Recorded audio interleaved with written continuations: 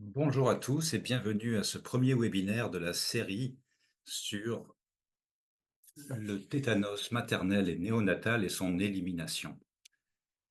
Cette série est organisée par le service de l'immunisation, des vaccins et de la biologie de l'OMS en collaboration avec le secteur santé de l'UNICEF et avec le support de TechNec 21. Tout d'abord, quelques données sur la réunion que nous allons démarrer. Veuillez noter que ce webinaire est enregistré et que nous partagerons avec vous les liens vers la vidéo et les diapositives de la présentation ultérieurement par email. Cette séance est également interprétée en français. Si vous souhaitez changer de langue, vous pouvez cliquer sur l'icône d'interprétation et sélectionner la langue de votre choix. L'icône d'interprétation est au bas de votre fenêtre Zoom. N'hésitez pas à vous présenter dans le chat.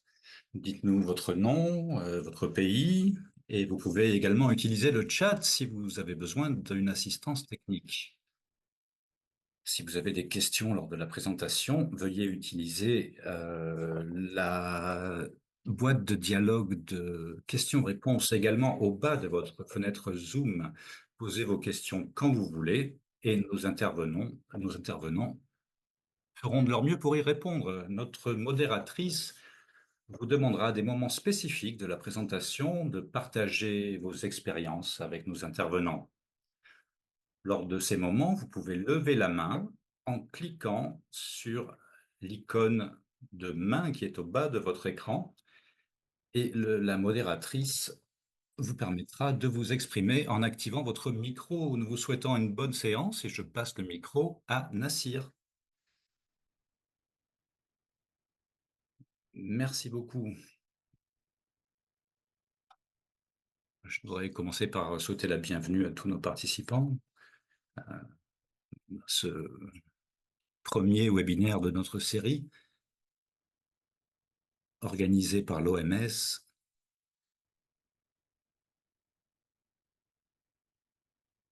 organisé par le département de vaccination de l'OMS avec la collaboration de l'UNICEF, dont le quartier général est à New York.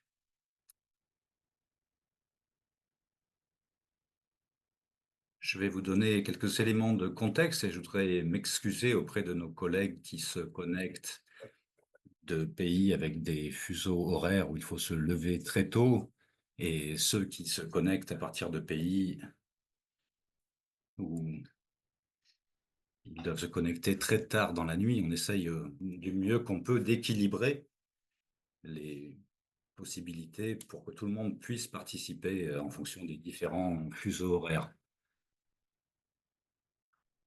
Nous avons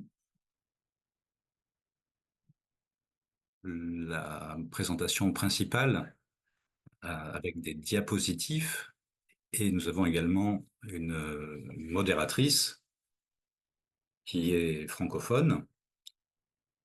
Donc, ses interventions seront en français. Donc, pour ceux d'entre vous qui ne parlent pas français, dès que la modératrice s'exprime, passez sur le canal anglais pour écouter l'interprétation.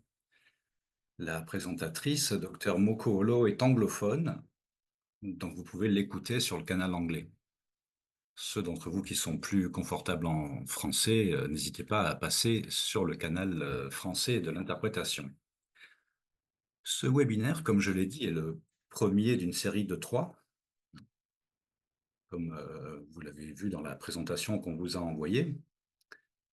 L'objectif de ce webinaire est de s'assurer que nous avons les capacités techniques appropriées au niveau des pays pour être en mesure de planifier, de mettre en œuvre, de surveiller et d'évaluer avec une qualité très élevée les activités sur le tétanos maternel et néonatal pour atteindre son élimination dans les pays qui visent l'élimination de cette maladie et de maintenir l'élimination dans les pays qui ont été validés pour l'élimination.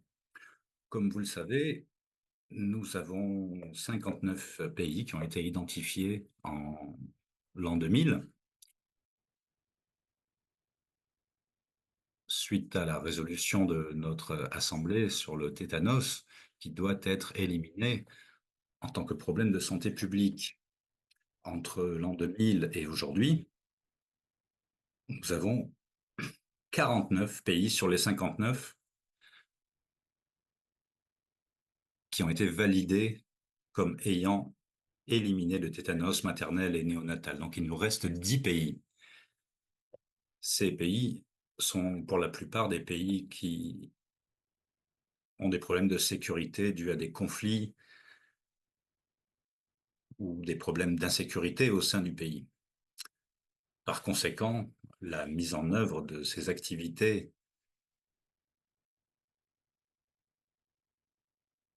sont un défi à relever pour ces pays. Et donc, ils ont besoin de nous pour s'assurer, nous devons nous assurer que nous avons assez de capacités techniques au niveau des pays.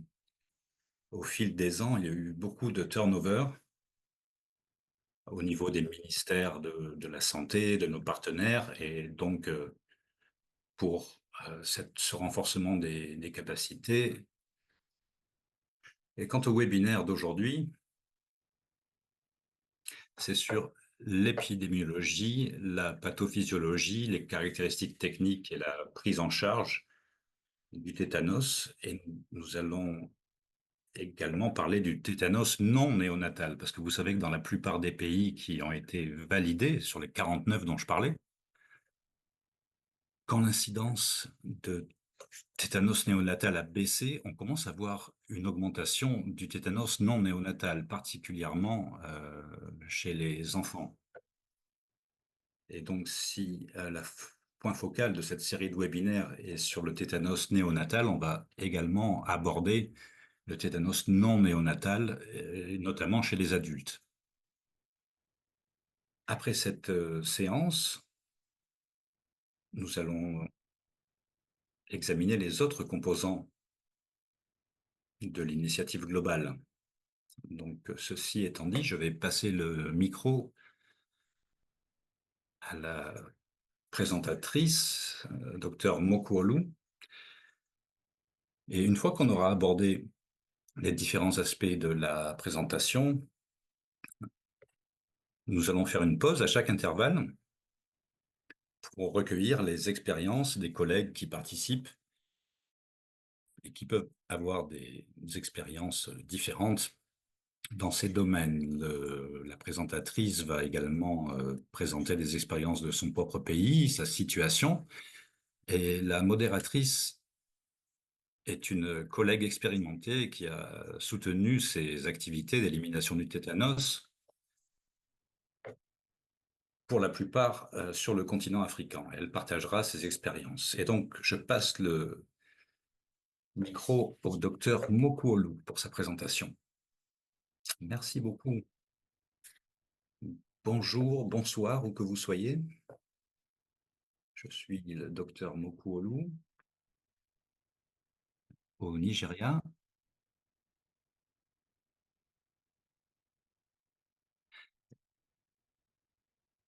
Et je vais vous parler de l'épidémiologie, de la pathophysiologie, des caractéristiques cliniques et de la prise en charge des cas.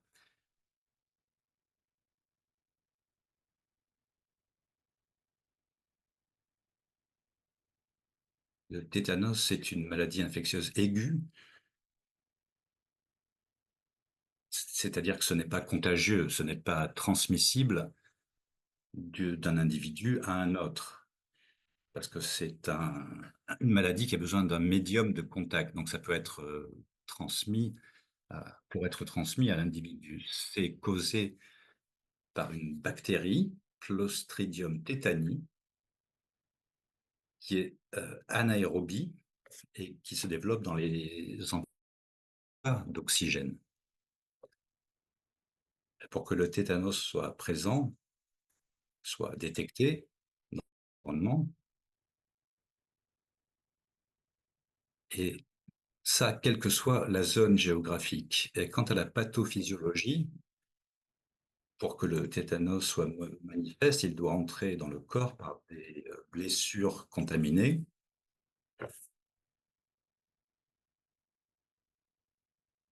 Alors, l'interprète s'excuse, mais le son n'est pas assez bon pour assurer une bonne interprétation.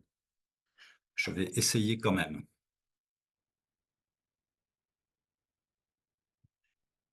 Donc, les pratiques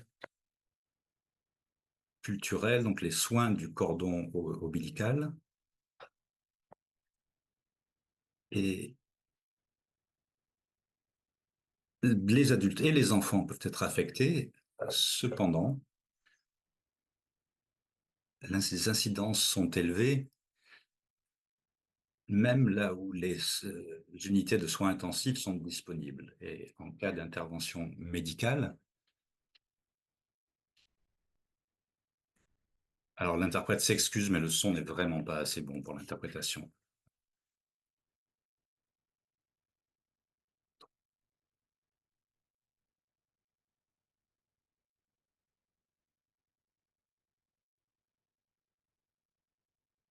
Donc là où les programmes d'immunisation n'ont pas été optimaux, que ce soit pour des questions d'insécurité ou de conflit, diapositive suivante, la surveillance du tétanos n'est pas bien établie dans de nombreux cas. C'est l'un de nos programmes d'immunisation qui...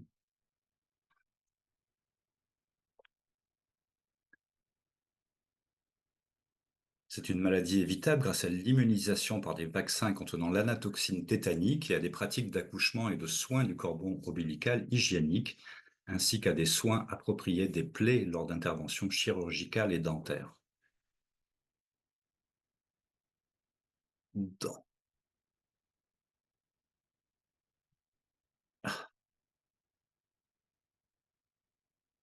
Et l'interprète n'entend vraiment pas l'intervenant. Le son est haché.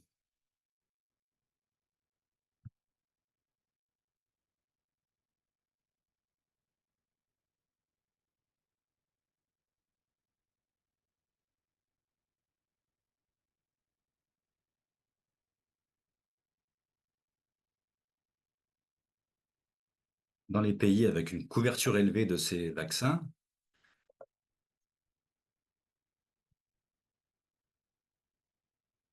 dans les pays où les couvertures vaccinales sont optimales, depuis plusieurs décennies, les taux d'incidence du tétanos sont très faibles et se limitent aux personnes non immunisées ou insuffisamment immunisées. L'incidence a diminué ces dernières années dans les pays à faible revenu en ciblant les enfants et les femmes enceintes dans le cadre du programme de vaccination de routine. Donc les départements qui ciblent les enfants et les femmes avec ces vaccins visent à optimiser les programmes d'immunisation de routine.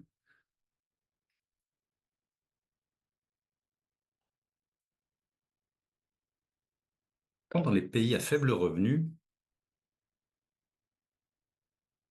là où les femmes ne sont pas suffisamment vaccinées, et donc leur nouveau-né par conséquent, à la suite d'accouchements et d'avortements non hygiéniques et de mauvaises pratiques d'hygiène postnatale et de soins du cordon ombilical. Comme je l'ai dit, dans nos contextes, les soins apportés au cordon ombilical sont très importants.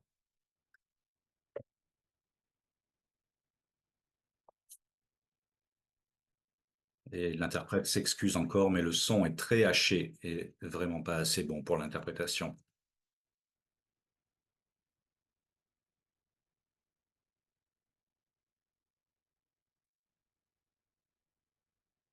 Donc les instruments qui ne sont pas nettoyés, les seringues peuvent causer des infections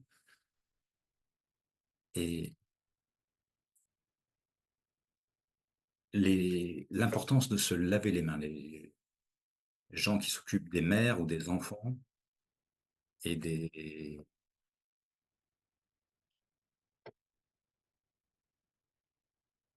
ces surfaces non nettoyées peuvent causer le développement du tétanos. Et dans les pays où la vaccination a permis de réduire le fardeau du tétanos maternel et néonatal, On a une proportion considérable des cas de tétanos qui survient à la suite de blessures chez les enfants et les adultes.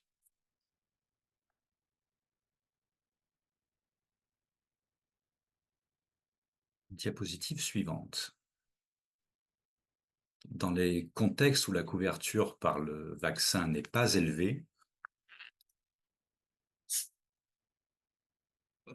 ça veut dire qu'il y a un écart en termes d'immunité et des déficits d'immunité. Donc, les nourrissons ne sont pas protégés. Et là, il faut cibler les femmes enceintes et les jeunes femmes qui s'apprêtent à être enceintes pour atteindre un niveau d'immunisation par le vaccin.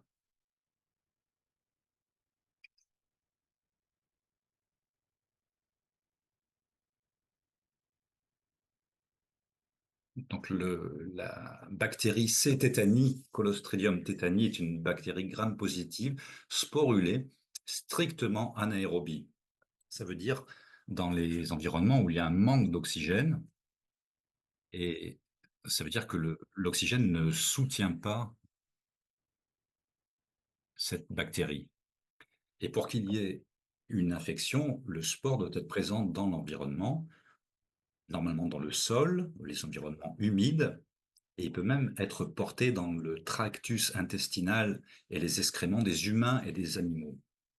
Donc là où les excréments sont à proximité, ils peuvent se développer ici. Et dans les sols qui sont traités au fumier, ils peuvent également contenir un grand nombre de spores.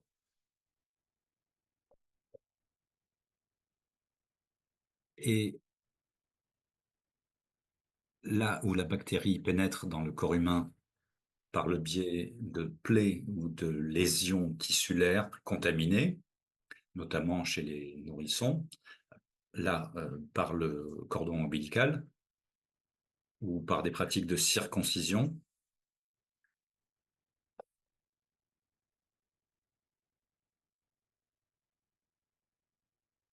Et on utilise parfois des instruments non stérilisés pour couper le cordon ombilical ou pour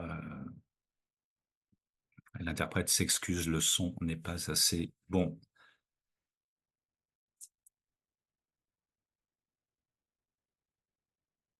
Dans ce cas-là,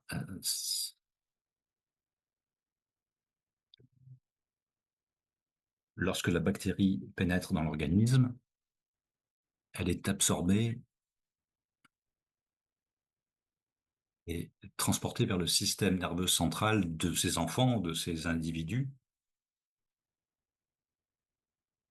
et ça inhibe les neurotransmetteurs.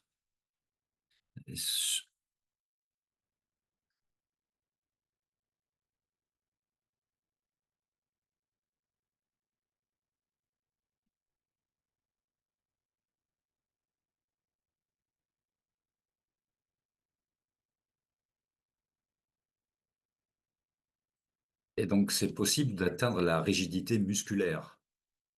Et ça peut toucher n'importe quelle partie du corps.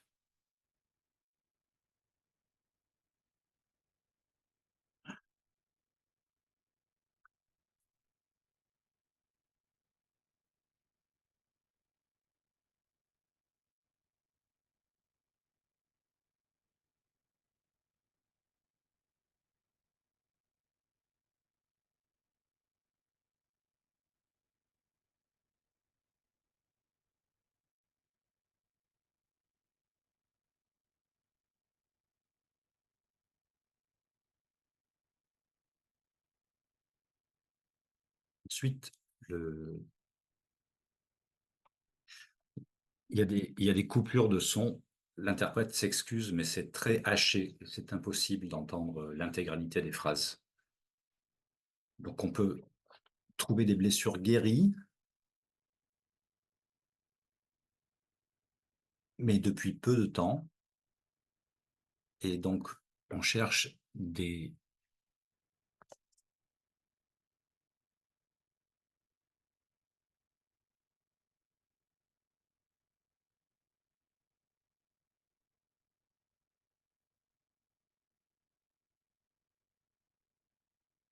et parfois dans des circoncisions, des piercings.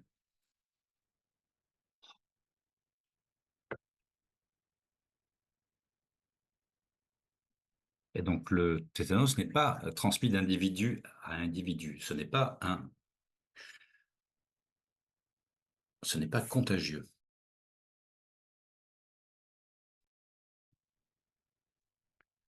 La toxine de la tétanoplasmie bloque les neurotransmetteurs. Cela résulte en de la rigidité musculaire des enfants.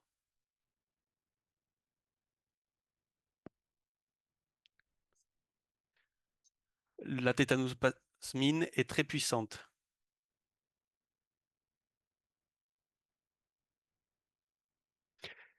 Cela libère des toxines et prochaine diapositive.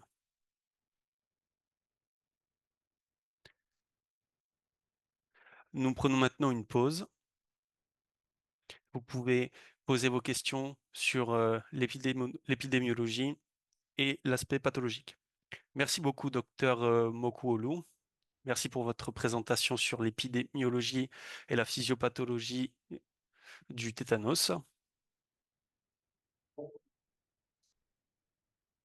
Je passe maintenant la parole à la modératrice, le docteur Kosia Yao. Merci, docteur, pour cette présentation. Merci à docteur Youssouf d'avoir situé le contexte et de nous avoir précisé aussi le chemin parcouru dans le cadre de l'élimination de cette maladie, qui est un problème de santé publique. Nous avons pu comprendre à travers cette présentation de façon succincte que le tétanos néonatal est un problème de santé publique.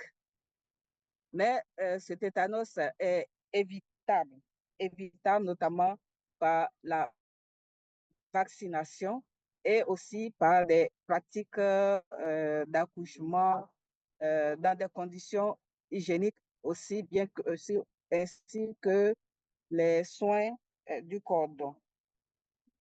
L'incidence reste élevée dans certains pays à faible revenu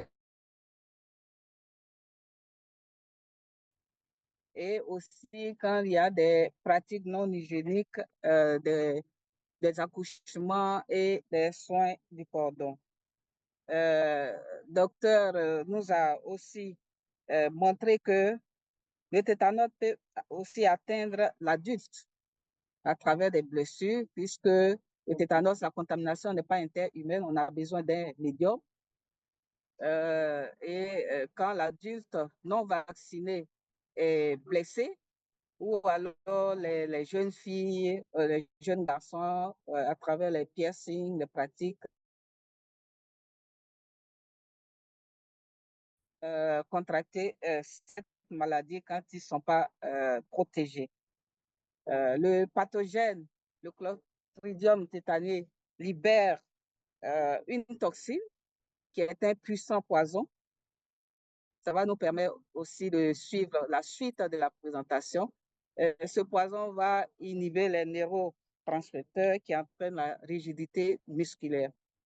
Donc, vous avez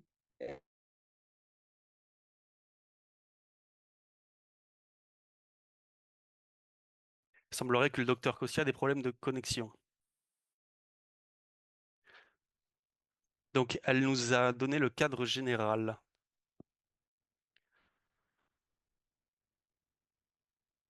Donc, nous allons demander aux présentateurs de partager leurs expériences avec le tétanos et notamment en termes pédiatriques. C'est un petit peu différent de l'expérience que nous avons eue chacun avec l'épidémie. Comme j'ai dit, on peut donner l'opportunité à un ou deux participants de partager leurs expériences en termes épidémiologiques et en physiopathologie. À cause du nombre de participants, pouvez donc lever la main. Je n'ai pas encore de questions dans l'outil questions-réponses. Utilisez ça au maximum pour poser vos questions. Si quelqu'un a une question sur cette partie, vous pouvez lever la main et on va vous donner la parole.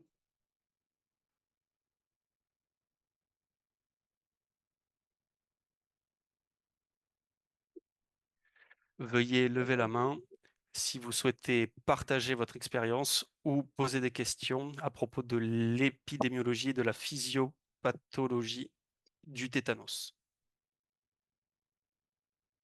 Je ne vois pas de main levée encore.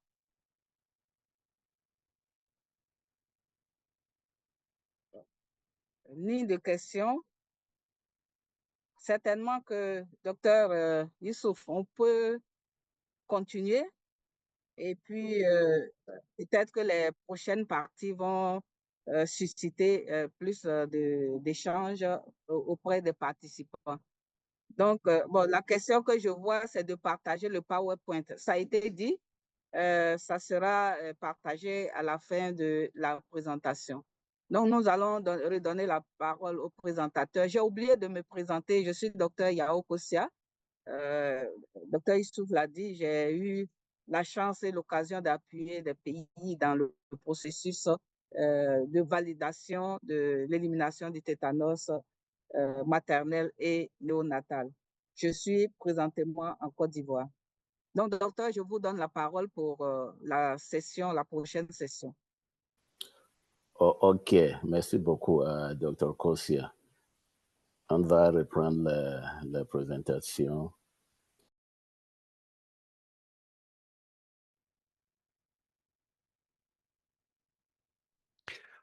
Docteur Mokolou, vous pouvez continuer avec votre présentation. Prochaine diapositive, docteur Youssou, s'il vous plaît.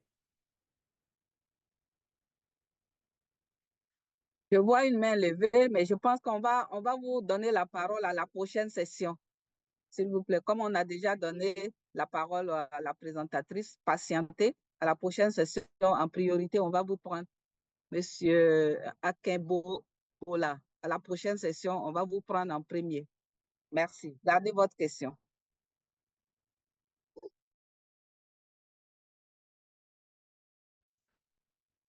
Docteur Mokolo, veuillez continuer, docteur Mokolo. C'est une forme généralisée du tétanos, le tétanos néonatal. Pourquoi? Toutes les parties du corps, tous les muscles sont touchés. Ce n'est pas une forme localisée du tétanos. Dans plus de 90% des cas, les symptômes et les signes peuvent se manifester au bout du 3e jour jusqu'au 14e. En moyenne, ils mettent 7 jours à se manifester.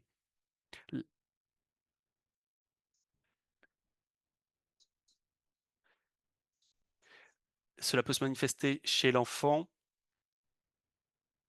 au bout du 3e jour de vie, pour peu qu'un prognostic soit posé.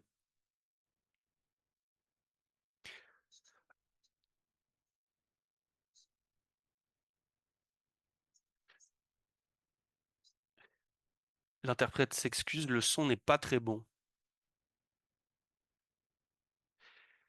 Parfois, l'enfant n'arrive pas à respirer, pas parce qu'il n'y arrive pas, mais c'est dû aux contractions provoquées par la maladie. Cela peut générer de l'apnée. Pour certains enfants, ça peut générer des spasmes généralisés et cela peut arquer le dos.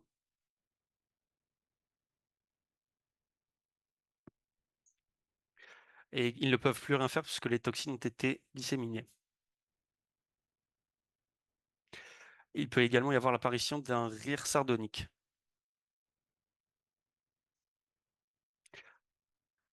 On l'appelle le sourire du diable.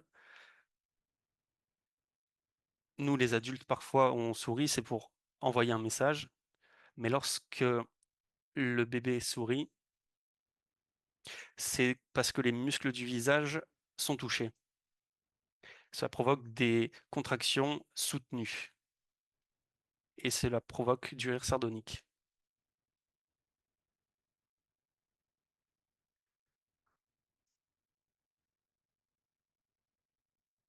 Prochaine diapositive, s'il vous plaît. Ces spasmes sont durables.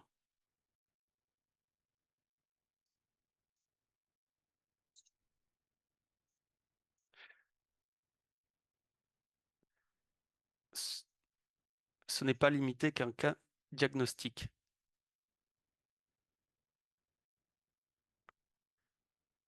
Cela peut parfois se propager au cou et à la colonne vertébrale. Dès que ces enfants sont touchés, il va y avoir des crises de spasmes. Il faut qu'ils soient mis dans des environnements calmes, où il n'y a pas de bruit afin d'éviter les contractions musculaires. Il faut qu'on interagisse le moins possible avec eux.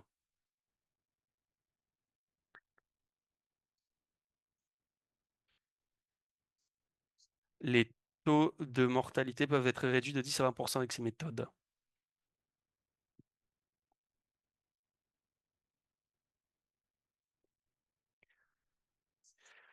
Plus le diagnostic met du temps à être établi, plus la mortalité est élevée.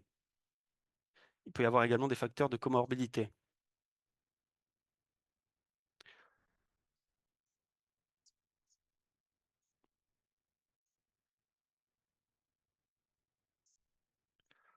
Très souvent, il y a de mauvais diagnostics puisqu'ils interviennent tard. Et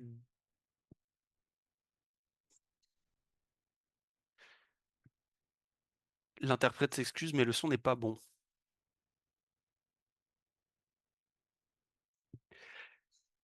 La pauvreté peut être un facteur aggravant.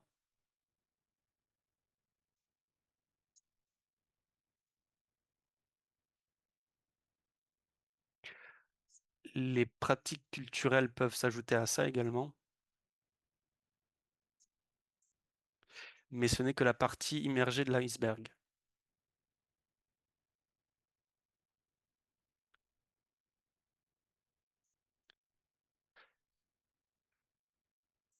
Prochaine diapositive, s'il vous plaît.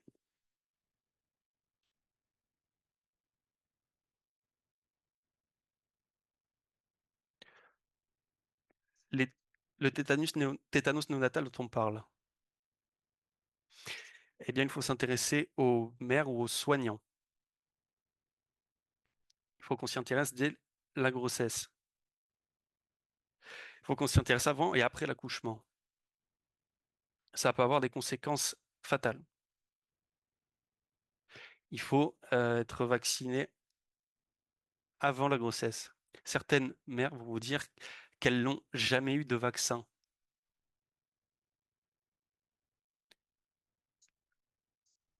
Elles n'ont jamais eu de vaccination, quelle que soit sa forme.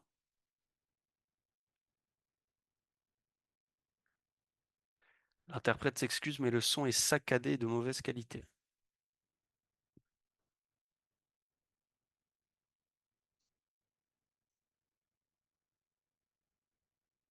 Il ne faut pas qu'il y ait de pratiques sanitaires de mauvaise hygiène à la maison.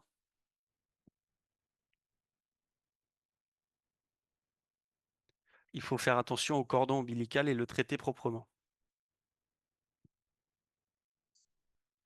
Il faut également s'intéresser à la partie anténatale.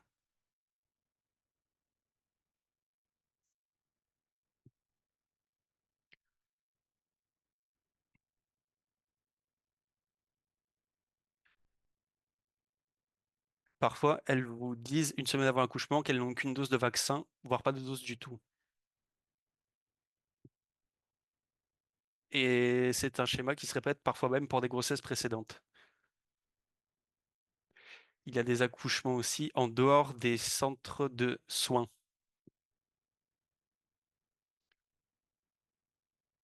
Il y a d'autres facteurs de risque dans l'environnement pour transmettre le tétanos. Parfois, l'accouchement se passe à l'hôpital.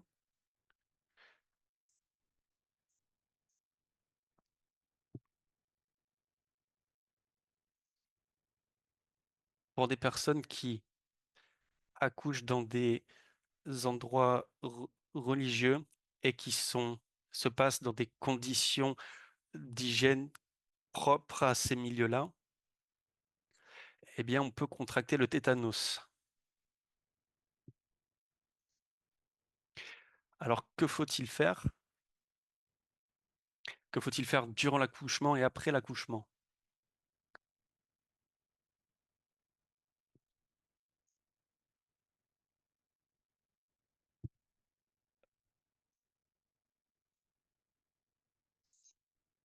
Parfois, il y a aussi des circoncisions.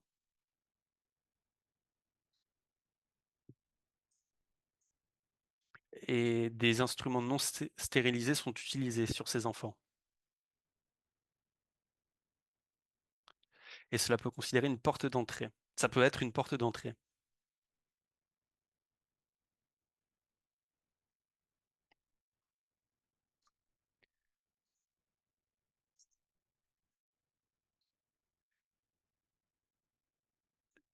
L'interprète s'excuse, mais le son n'est pas bon.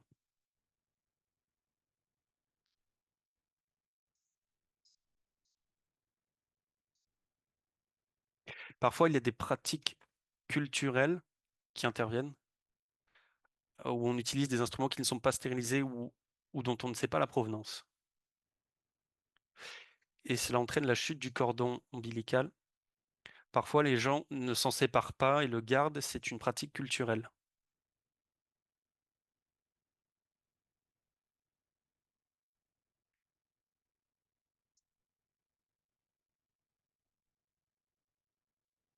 Et cela entraîne la prolifération des spores chez ces enfants. Prochaine diapositive, s'il vous plaît.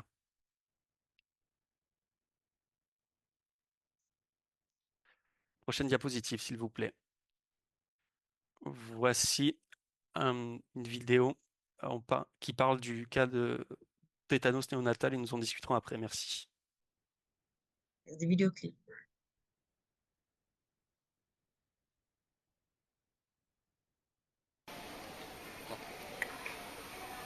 This is the hacking of the back that we talked about. This is the child having spasm.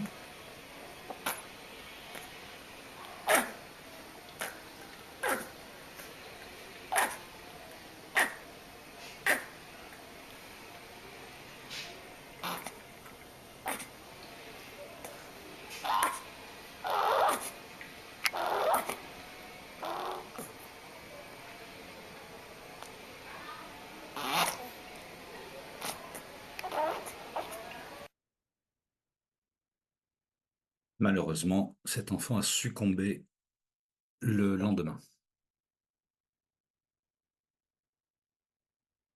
Merci beaucoup. Je pense qu'on peut poursuivre, docteur Mokuolo. Est-ce que vous avez des questions? Oui, docteur Mokono, vraiment merci. Merci pour tous ces rappels de signes cliniques. La maladie est devenue de plus en plus rare, de sorte que c'est pas connu. Et c'est tout ça qui fait la gravité de la maladie puisque le diagnostic est tardif. Donc, ces rappels sont vraiment importants pour nous et pour l'ensemble des acteurs qui interviennent, aussi bien sûr l'enfant que l'adulte. Juste avant de passer la parole à celui qui avait levé le doigt, pour rappeler que le tétanos, les signes cliniques, il y a après la contamination, les signes apparaissent à partir entre le 3e et le 14e jour.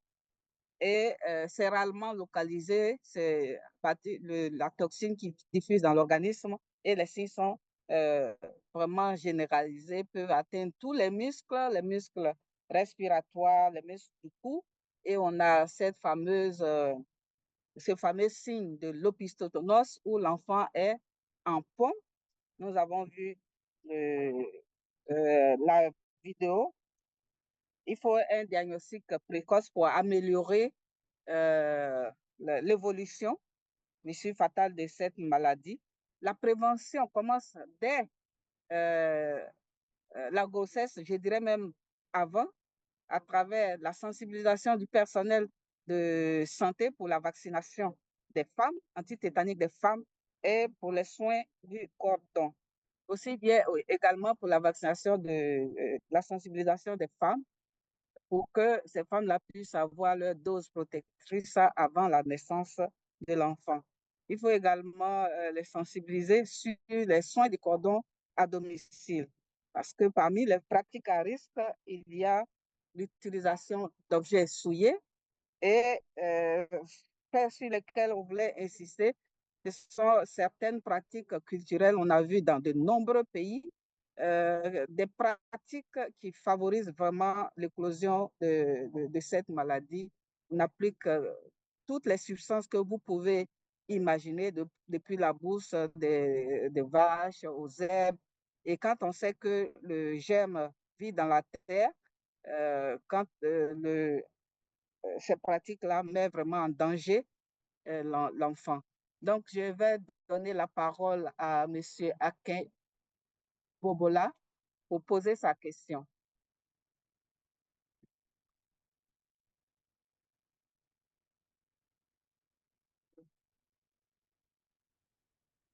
Donc là, pour l'instant, la personne qui veut poser une question n'a pas activé son micro.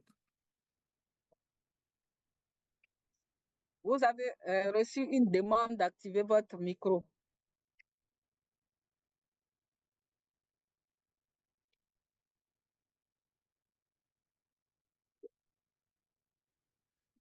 Bon, peut-être que ce monsieur peut mettre son commentaire dans le chat, et le temps qu'on règle ce problème de micro désactivé.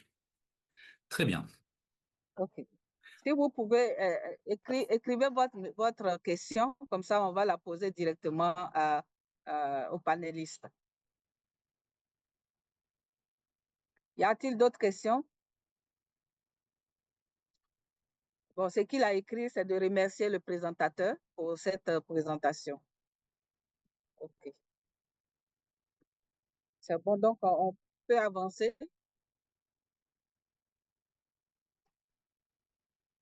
Il n'y a pas d'autres questions, on va avancer.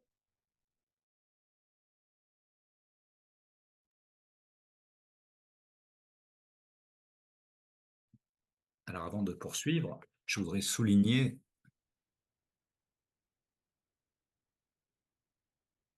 l'objectif de cette présentation. Comme vous l'avez remarqué, c'est sur les caractéristiques cliniques de la maladie.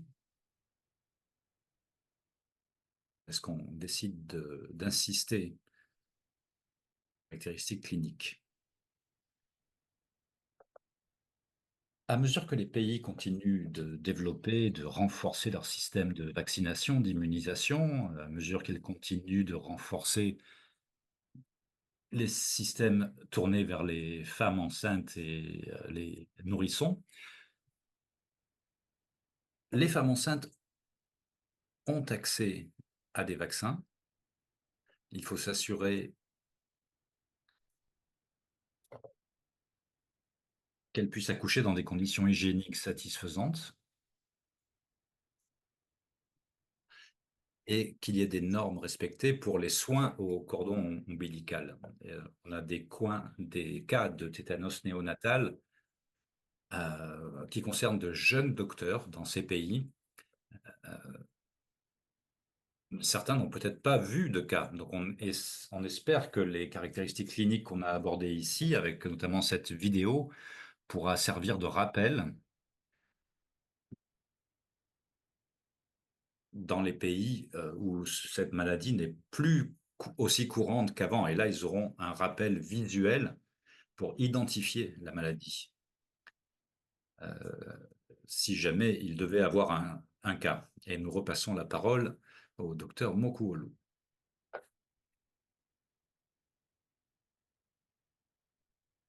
Merci beaucoup. Je vais poursuivre. Alors, comme je l'ai dit tout à l'heure, il y a du tétanos néonatal.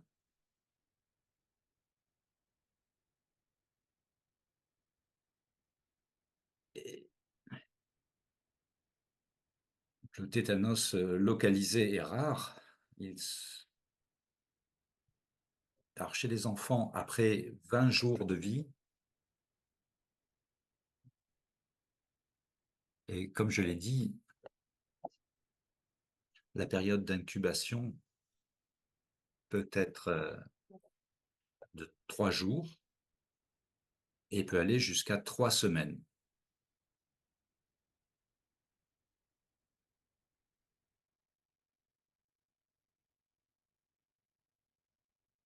Et l'intervalle médian entre l'entrée dans l'organisme et l'apparition des symptômes est habituellement de 7 jours. Mais ça peut être beaucoup plus long que ça, et ça peut même aller jusqu'à 178 jours après l'infection.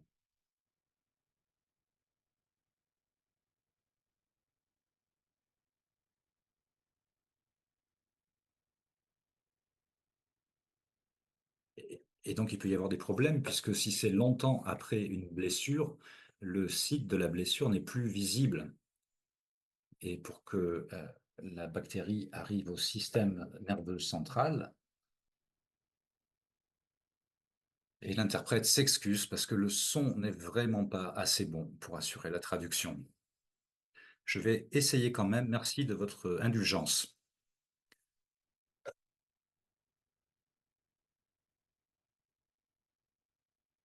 Donc, si la bactérie pénètre dans le système nerveux central,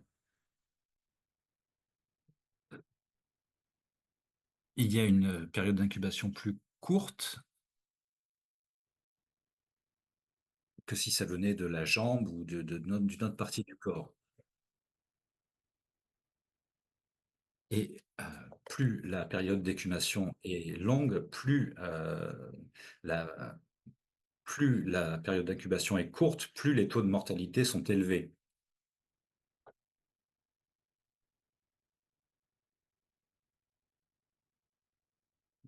Merci. Et diapo suivante, s'il vous plaît. Le point d'entrée, et si c'est au niveau de la tête,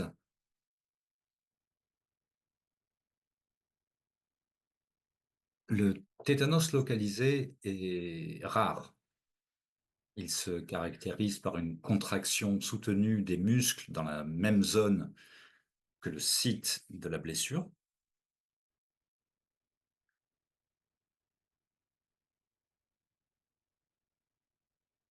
L'apparition de la maladie se caractérise par des spasmes précoces des muscles de la mâchoire, ce qu'on appelle le lockjaw, c'est l'incapacité d'ouvrir la bouche. Et donc la mâchoire est comme verrouillée. Et ces patients ont donc des difficultés à avaler, à mâcher, à ingérer de la nourriture. Donc ils ont ce syndrome de la mâchoire verrouillée. Et parmi les patients des groupes d'âge les plus jeunes et les plus âgés, qui ne bénéficient pas de soins intensifs, les taux de létalité avoisinent les 100%. Peut-être parce que le point d'entrée est proche du système nerveux central.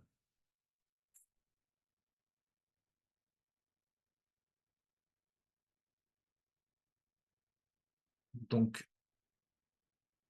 qu'est-ce qu'on entend par caractéristiques cliniques?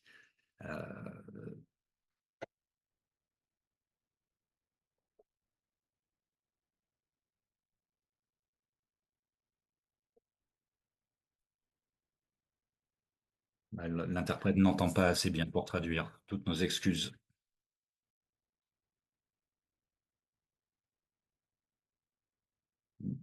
Donc, il peut y avoir des spasmes périodiques.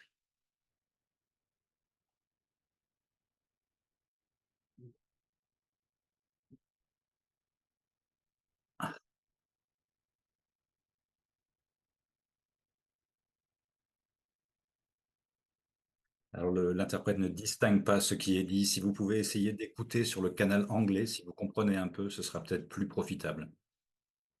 Je vais essayer tout de même.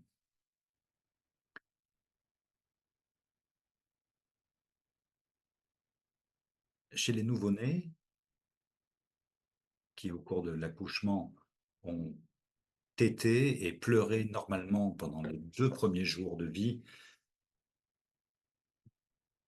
mais qui sont devenus facilement irritables et ont cessé de téter à partir du 3e jour de vie,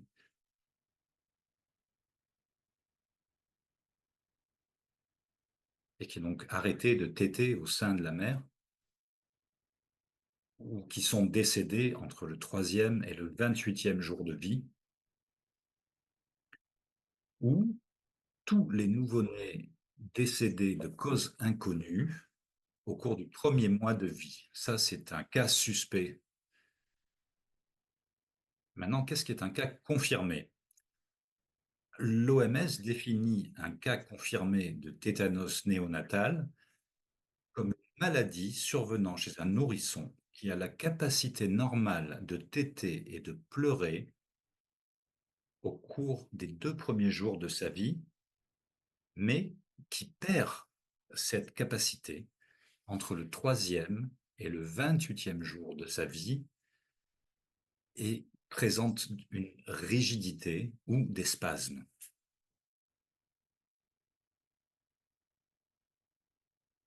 Et diapositive suivante, s'il vous plaît. Donc pour le tétanos non néonatal, la définition de l'OMS du tétanos de l'adulte exige au moins un des signes suivants: trismus ou rhizus sardonicus, ou des contractions musculaires douloureuses.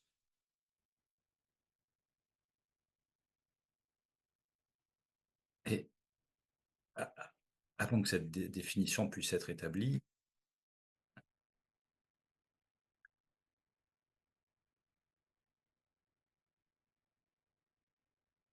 le patient ne se souvient pas forcément d'avoir subi une blessure.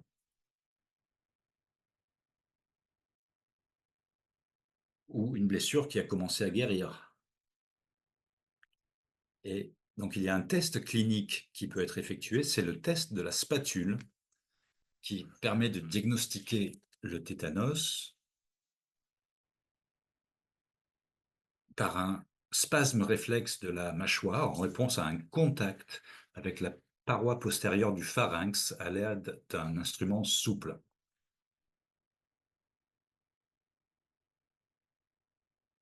Donc, en mettant cet instrument souple, on peut utiliser une spatule en bois. S'il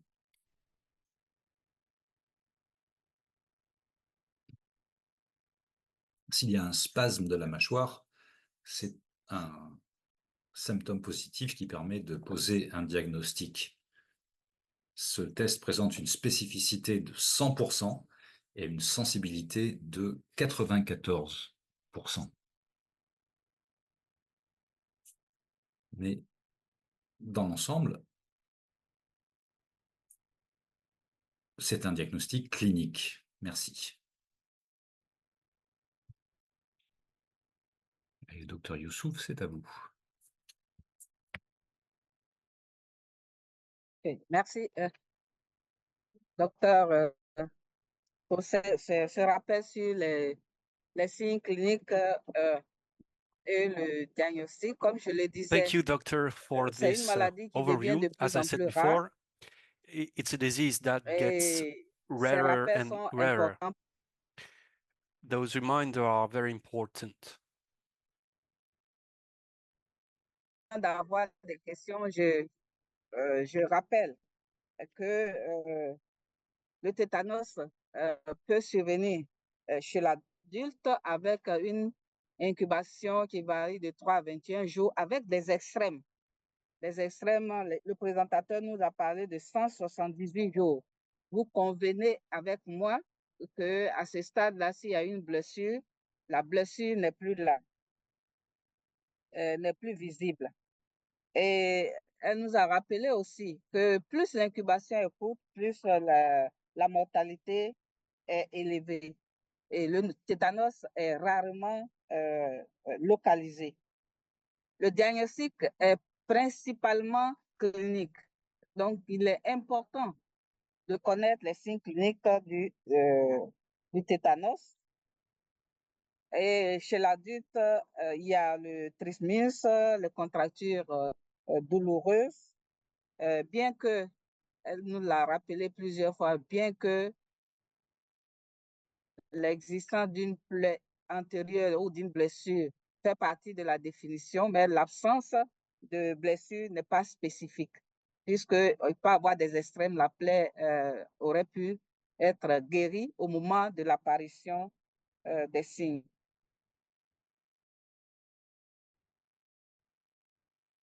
Je ne vois pas toujours de questions de médecin. J'ai vu 2 cas de tétanos adulte. J'avoue que c'est vraiment clinique et tout ce qui a été décrit, si on le retient quand on voit un cas de tétanos adulte, on le reconnaît facilement. J'ai eu aussi la malchance d'avoir au moins une dizaine de cas de tétanos néonatal. L'image est insupportable. Tout à l'heure, quand ils ont mis la vidéo, j'ai mis une autre page parce que c'est très insupportable quand vous voyez le nouveau-né en train de souffrir, gêner, ride. C'est vraiment difficile. Ça veut dire que nous devons faire attention puisque c'est une maladie qu'on peut éviter à travers la vaccination antitétanique de la maman et également par la sensibilisation aux accouchements dans une formation sanitaire, et également éviter les pratiques dangereuses de soins de cordon à domicile. Également sensibiliser le personnel de santé pour que les instruments qui sont utilisés, puisque les mamans nous font confiance, on suppose que quand elles viennent à l'hôpital pour accoucher, l'accouchement est hygiénique, sensibiliser pour que les instruments soient vraiment propres pour éviter des situations aussi dramatiques. Je ne vois pas toujours de main levée. Si quelqu'un a déjà vu un cas de tétanos adulte ou néonatal, vous pouvez prendre la parole et partager l'expérience à l'ensemble des participants. Comme je l'ai dit, c'est une maladie qui est assez rare, devenue rare grâce à la vaccination, grâce à la sensibilisation, mais ça existe. Le germe vit dans la terre, on ne peut pas l'éradiquer. Donc, si les personnes ne sont pas protégées, on peut, elles. Docteur Mokoulou, je vous donne la parole. Je souhaitais juste insister sur cet aspect de la conférence. Comme je le disais, l'incidence du tétanos néonatal a baissé. Aujourd'hui, il n'y a plus que 10 pays qui ont le tétanos néonatal.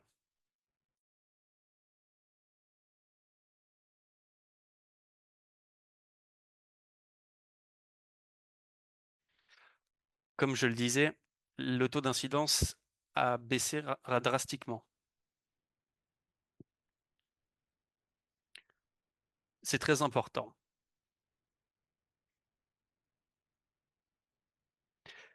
Le diagnostic des cas suspects, la différence entre les cas suspects et les cas confirmés sont très importants, notamment pour la veille épidémiologique. Comme cela a été mentionné comme cela a été juste avant par le docteur Kossia. La veille épidémiologique pour le tétanos est parmi les plus faibles, autour de 10% des cas.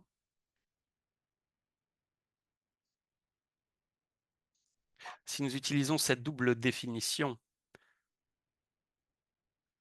c'est-à-dire que chaque nouveau-né qui meurt durant les 4 premiers mois de sa vie, eh bien, nous pouvons utiliser cette définition dans la communauté. La communauté est bien sûr au courant que tout enfant qui meurt dans les 4 mois doit être signalé. On passe maintenant à la définition de cas suspect, là où l'enfant a pu pleurer normalement jusqu'au 28e jour. mais il y a des moments où celui-ci peut être particulièrement irritable et d'autres symptômes se manifestent. Dans ces cas-là, il est très important que nous signalions ces cas. Voilà, voilà, je souhaitais juste insister sur cette différence.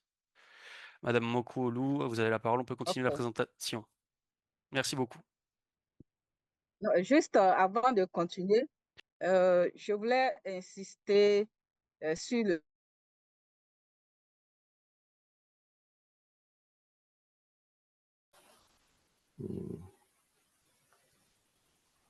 Dr. Kosia.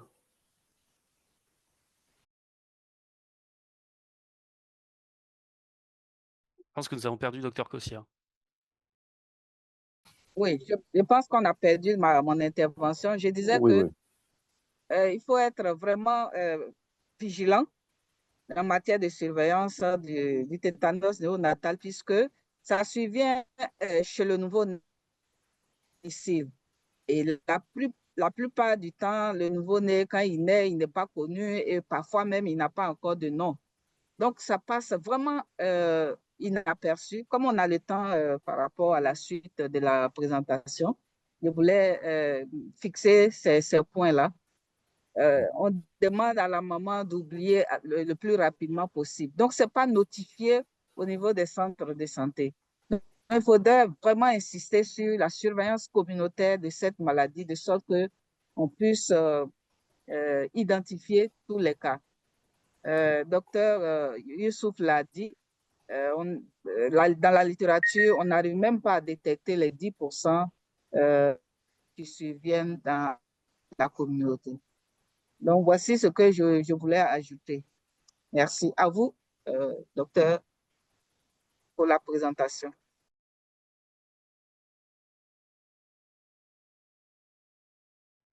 Docteur Mokuolu, vous avez la parole. Prochaine diapositive. Merci beaucoup tout le monde.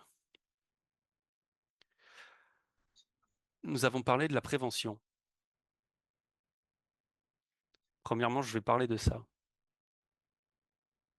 Deuxièmement, je vous parlerai ensuite de la gestion des cas. La prévention en termes de rentabilité. En effet, c'est plus rentable de prévenir que de guérir les patients. Nous pouvons dire que la prévention est la stratégie la plus rentable afin de lutter contre le tétanos. Comment peut-on lutter contre le tétanos? Premièrement, vaccination adéquate des femmes enceintes et des femmes en âge de procréer avec des doses de vaccin. Comment est-ce que l'on fait ça? En surveillant, en faisant du plaidoyer, en leur faisant comprendre les bénéfices de ces vaccins. Il faut rendre les vaccins disponibles.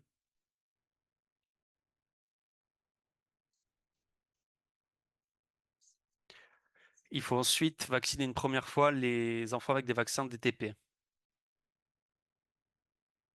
Il faut que les vaccins DTP soient disponibles. Il faut plusieurs doses, une dans la deuxième année de la vie et également dans l'adolescence, dans la première partie de l'adolescence. Il faut également qu'il y ait des pratiques hygiéniques et des pratiques de soins du cordon ombilical adéquates. C'est de la responsabilité des parents, et des professionnels de santé.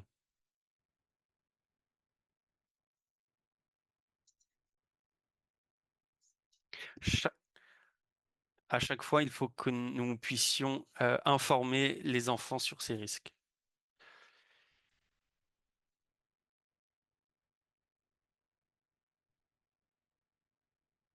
Afin que la mortalité puisse atteindre les 0% dans les zones infectées.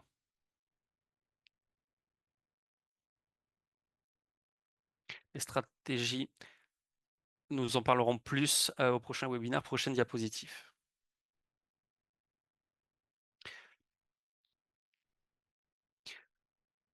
Même le tétanos non néonatal nécessite la prise en charge. Il faut un traitement immédiat, une prise en charge en fonction du cas, notamment lors d'épisodes de rigidité musculaire qui sont des contractions douloureuses pour ces enfants. Il faut également administrer de l'immunoglobuline. Il faut que celle-ci s'attache au tissu musculaire afin d'éviter une progression plus approfondie de la maladie.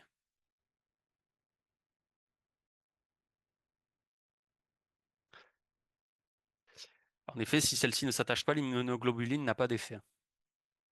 Il faut une seule dose intramusculaire, si c'est possible. Et si ce n'est pas possible, on peut donner de l'immunoglobuline en intraveineuse. Il faut aussi qu'on ait des variants équins à disponibilité.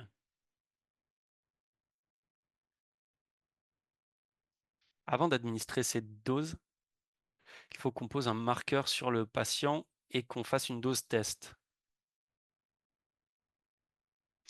avant qu'on lui administre la dose complète. Alors bien sûr, on donne des antibiotiques aussi.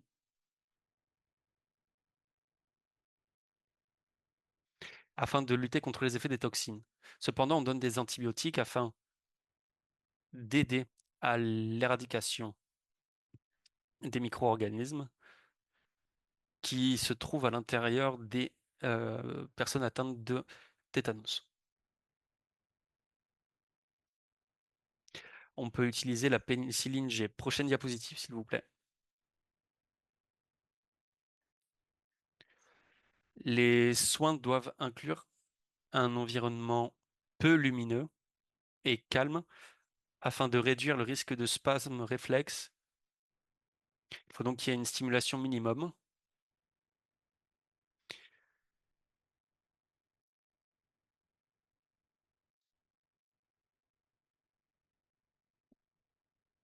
Il faut que l'on soit précautionneux avec le patient afin d'éviter la stimulation qui peut générer des spasmes, même quand on le nourrit. Il faut parfois penser à les nourrir avec un tube.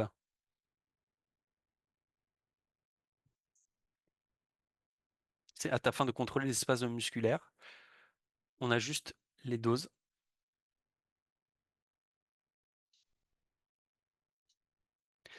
Parce que parfois, ils peuvent être en situation de sédation, en hypoventilation.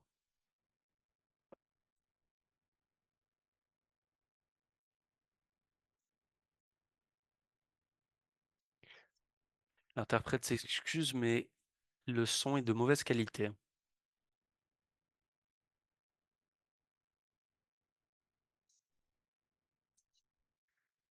Quand cela est possible, il faut utiliser la ventilation mécanique. C'est comme ça qu'on surveille les patients. Ça nous permet de minimiser les spasmes et les dysautonomies. Prochaine diapositive, s'il vous plaît. Les cas de tétanus non néonataux. C'est un cas d'urgence médicale.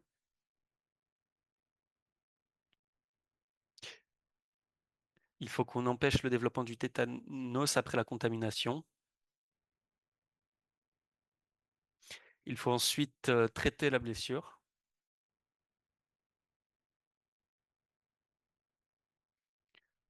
On peut utiliser des immunoglobulines en cas d'individus à la vaccination partielle. Il faut aussi qu'on demande l'anamnèse médicale au patient.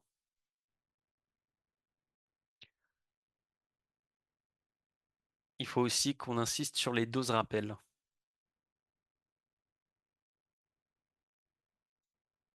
Il faudrait, dans l'idéal, que l'on ait un calendrier de vaccinal complet.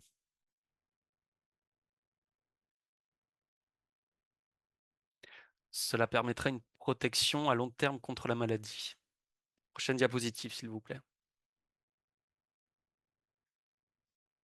Il n'y a pas d'immunité naturelle face au tétanos.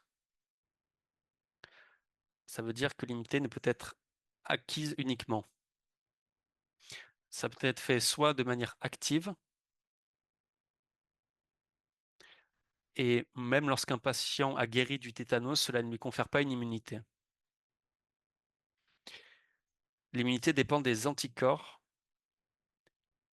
et elle dépend de la capacité des anticorps anti-tétanos à neutraliser la tétanospasmine. Il suffit d'une très petite quantité des toxines pour générer une réaction des anticorps. Il peut y avoir un transfert passif par la mère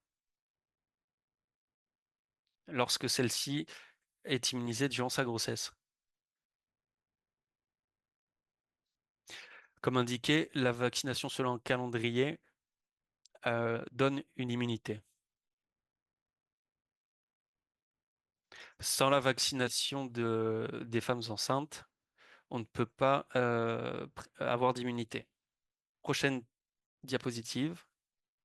Voilà, c'est tout. Nous allons maintenant répondre aux questions. Merci.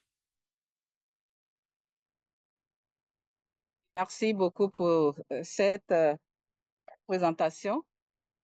Donc, nous avons maintenant comment il faut prévenir et prendre en charge les cas de tétanos.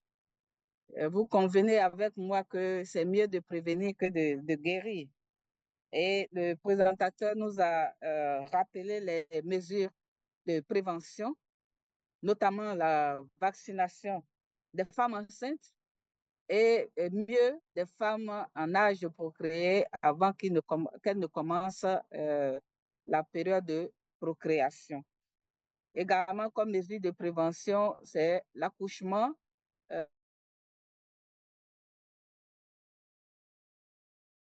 hygiénique. Elle nous a rappelé que le tétanos est une urgence médicale. Je reviens pour dire que c'est mieux de le prévenir que d'attendre que ça survienne, surtout que dans nos pays à revenus faibles, les structures de prise en charge ne sont pas toujours disponibles.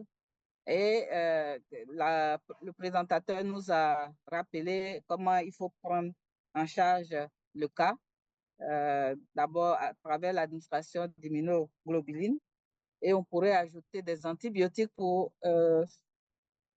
qui pourraient agir sur la progression de la maladie. Il y a aussi des mesures associées, notamment isoler le patient dans un endroit calme, avec très peu ou pas de lumière pour éviter, ni de bruit, pour éviter l'apparition d'espace. Il faut surveiller la respiration, les activités respiratoires, puisque les contractures rendent difficile la respiration, l'autonomie de la respiration. Donc, voici le résumé. Je ne vois pas encore de main levée ni de questions posées. Vous avez toujours la parole. Je pense que l'objectif de cette séance, c'est de partager votre expérience avec l'ensemble des participants sur cette maladie qui, heureusement, devient de plus en plus rare. Et Dr Youssouf Nassir l'a dit, nous avons fait du chemin, mais il y a 10 pays encore où c'est un problème de santé publique, dont la plupart dans notre région, en Afrique. Même là où c'est éliminé, il y a des cas, même si c'est rare, mais quand le cas survient, il faudrait que ça soit détecté le plus tôt possible et que la prise en charge soit à la hauteur pour réduire la mortalité de cette maladie, surtout que c'est très élevé. Est-ce qu'il y a des questions?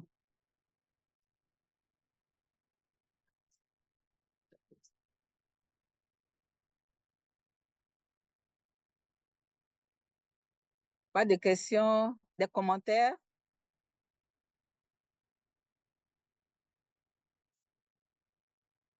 Bon, les commentaires que je vois, ce sont les remerciements pour cette présentation. Beaucoup demandent qu'on partage la présentation, mais c'est OK, l'enregistrement est disponible. Vous aurez la présentation et l'enregistrement de cette session avant les prochaines. Docteur Youssouf, vous avez des commentaires? Ou les autres panélistes?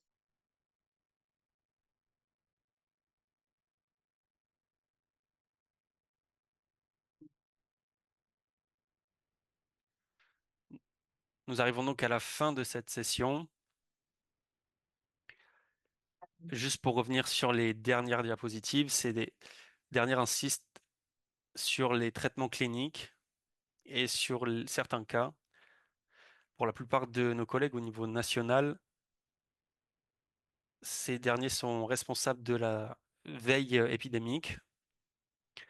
Ça ne vous paraîtra peut-être pas intéressant, mais la présentation va peut-être pouvoir aider vos professionnels de santé et vos cliniciens. En particulier dans les endroits où le tétanos n'est plus d'actualité. Ça pourra les aider. Nous avons souligné l'importance de la prévention à travers la vaccination des femmes enceintes et des femmes en âge de procréer. Nous avons montré que les enfants, dans les premières années de leur vie, peuvent recevoir des doses adéquates de vaccins DTP. Et il faut aussi qu'on leur donne l'opportunité de recevoir des doses de rappel à des âges différents, plus particulièrement au cours de la deuxième année de leur vie et dans les premières années de leur scolarité et dans les premières années de leur adolescence autour de 15 ans. Je vais donc vous laisser le docteur Mokuolu vous parler des stratégies pour la suppression du tétanos. Nous en parlerons dans la prochaine session. Voilà voilà ce à quoi nous allons nous intéresser. Si vous pensez qu'on a oublié de passer nous sommes passés au-dessus d'un aspect au cours de cette session, faites-nous le savoir. Je pense que c'est la fin de cette session. Et je pense que pas grand monde n'a de questions. Alors, j'espère que cette session aura été utile pour vous et que vous en aurez retenu quelque chose. Je donne la parole une dernière fois au docteur Mokuolu pour des commentaires finaux et des expériences.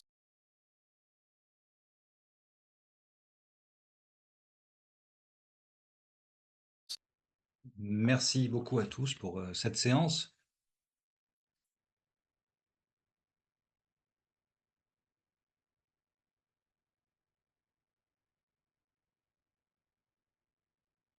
Je pense qu'on doit parler des moyens de prévention, expliquer aux professionnels de santé comment mettre en place ces moyens de prévention. C'est le plus important. Merci à tous.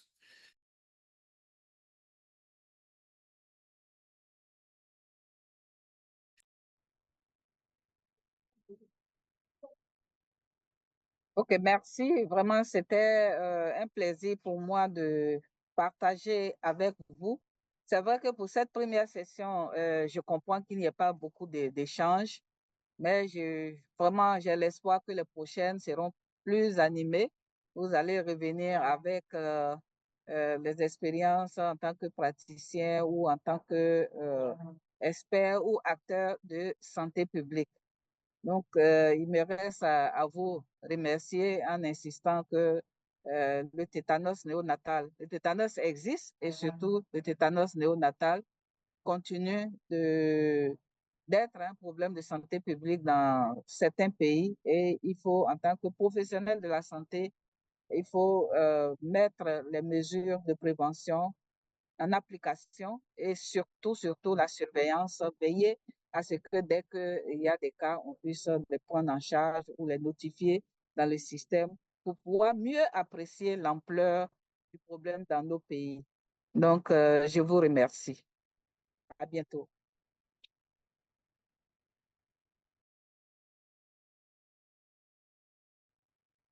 Géraldine, est-ce qu'on a des éléments à donner pour la prochaine session? Oui, je voulais d'abord remercier tout le monde d'avoir participé à cette séance d'aujourd'hui. Et un remerciement en particulier pour nos intervenants qui ont partagé leurs expertises et expériences précieuses et pour tous ceux qui ont assisté à cette séance. J'espère que vous l'avez trouvée pleine d'informations. Et comme nous vous l'avons promis, nous allons vous envoyer la présentation ainsi que l'enregistrement de ce webinaire par email dans les jours qui viennent. La prochaine séance de cette série de webinaires aura lieu le 26 septembre. Si vous êtes déjà inscrit pour cette séance, vous êtes automatiquement enregistré pour la suivante. Donc, nous avons hâte de vous revoir très bientôt. Et encore une fois, merci à tous et passez une bonne journée. Merci beaucoup, Géraldine, et merci à tous nos collègues. La prochaine séance sera très intéressante parce que c'est là que nous allons avoir des collègues qui vont vraiment parler de leurs expériences et surtout évoquer les stratégies possibles en matière de vaccination.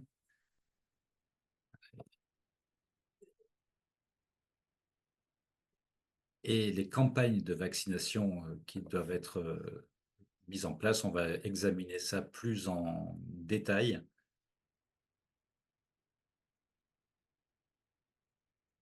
Et puis, on va aussi apprendre à surveiller les indicateurs de propagation du tétanos. Et on va apprendre également à mettre en place et mettre en œuvre les activités de surveillance pour parvenir à l'éradication du tétanos dans les pays où il est encore présent. Donc, encore une fois, je voudrais vous remercier tous d'avoir pris le temps d'assister à cette séance et merci pour votre intérêt dans cette initiative mondiale. Et j'espère vous voir très bientôt à la prochaine séance. Bonne journée, bonne soirée, où que vous soyez. Merci beaucoup. Merci et au revoir.